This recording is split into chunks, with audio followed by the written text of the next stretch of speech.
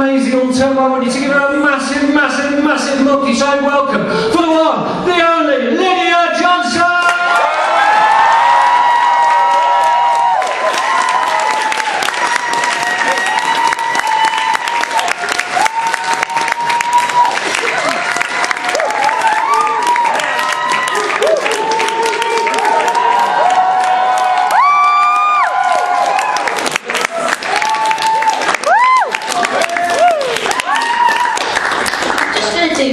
Because I can't work out the microphone stand. So welcome to the last Monkeyshine. I did say tonight that if I get enough rugby girls in tonight, I'm going to tell you all a little story. So do you want to hear it? Yes! Has anyone ever been involved in sexual intercourse, mainly the girls, with a chap who's on top? He's been going at it, and his bling has hit you so hard in the face it's chipped your tooth. No? Have you then proceeded in the act of sexual intercourse, whereby now you're on top, and you've had to stop because he thinks that a bed spring in your mattress is digging into him, and you've thought, I've only had this mattress a month, it's definitely not.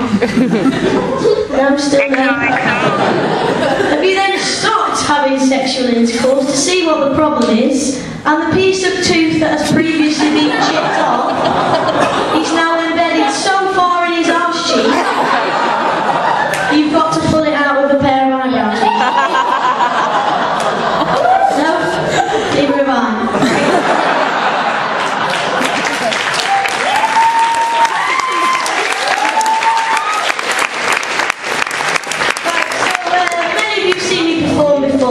And a few people have come up to me and said, Lydia, your material, it makes you come across quite deadpan and a bit sarcastic and often unsympathetic.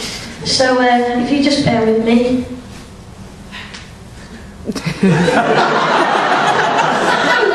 This is not just a funky jumper. Oh no, there she goes.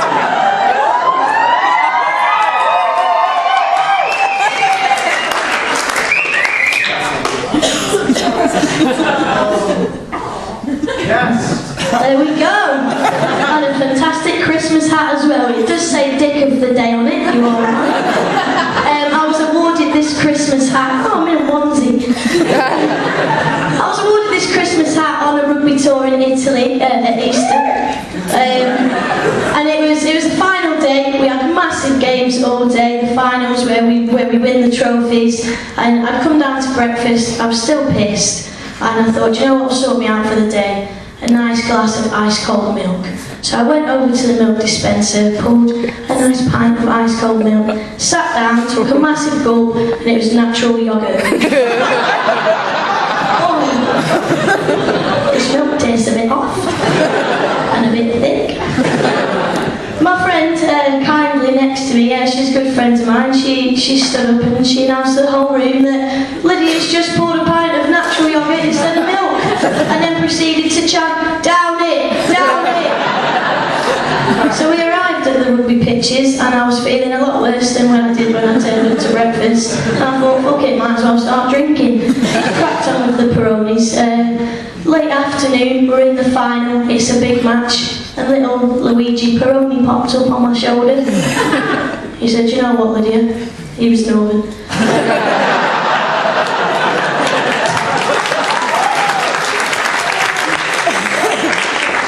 He said, you've had a pint of natural yoghurt, you've been drinking Peronis all day. What would be a good idea is if you played the duration of this big match, the final, as if you were a crab. I went, yes. You know what, that does sound like a good idea to me. Turns out a human crab is as useless at rugby as an actual crab would be. And we lost, but I won Dick of the Day and I won Dick of Tour as well, therefore gaining the respect of my whole rugby team, so swings and roundabouts. Have you ever woke up in the morning after you've been out on the piss and thought, oh, I was a twat last night? You've been to someone's house house, you don't really know that well, so you think, I'm not going to get pissed. So you sort of linger in the stage of everything that comes into my head, everyone needs to know it because it's hilarious. Well, there's a name for people like that. And that is, bear with me, I'm just doing a little strip now. If this onesie drops, I haven't got anything to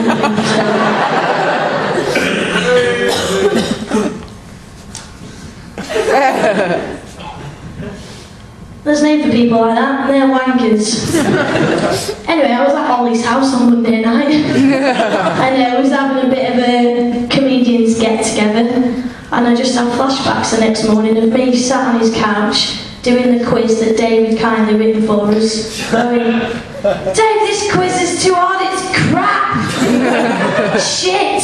And Dave's like, oh, I've written 60 questions here, ranging from January 2010 up to the present day. It's a big fat quiz of the year.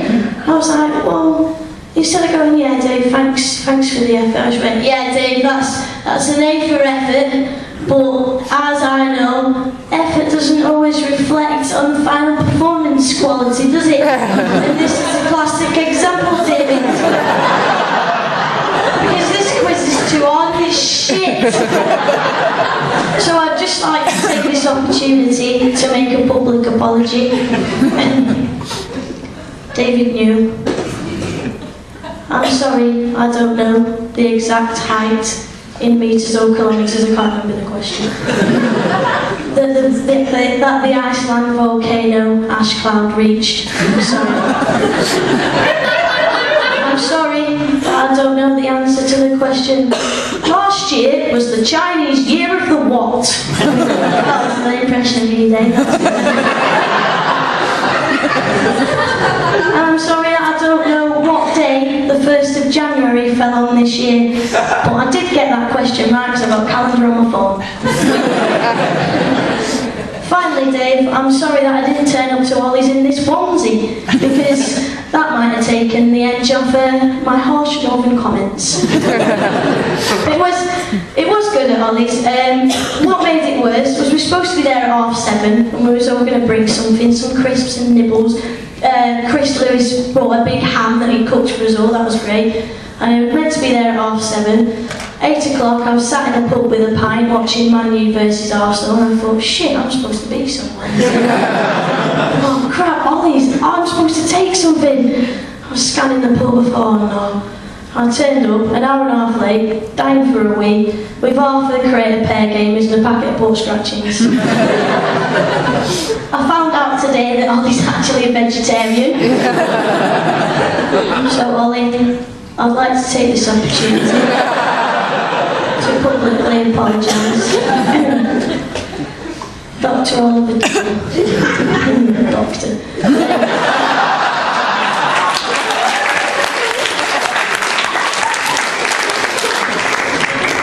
Ollie, I'm sorry I turned up to your house late. I'm sorry I behaved pretty much how you probably expected me to. And I'm sorry that I was a little bit disrespectful of your dietary choices in life by bringing an unhealthy and unacceptable pub snack. Finally, Ollie, I'm sorry. Well, I left a can of pear gamers in your fridge. Is there any chance I can get that back?